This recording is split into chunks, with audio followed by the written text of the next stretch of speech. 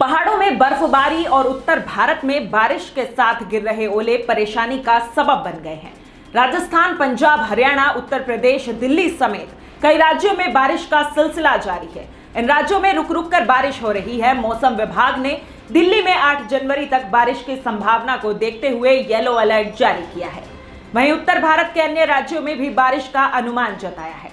मौसम विभाग ने बताया कि दिल्ली समेत उत्तर भारत के कई राज्यों में कहीं हल्की और कहीं मध्यम बारिश हो सकती है और गरज के साथ छींटे भी पड़ सकते हैं। राष्ट्रीय राजधानी के कुछ हिस्सों में ओले पड़ने का भी अनुमान है।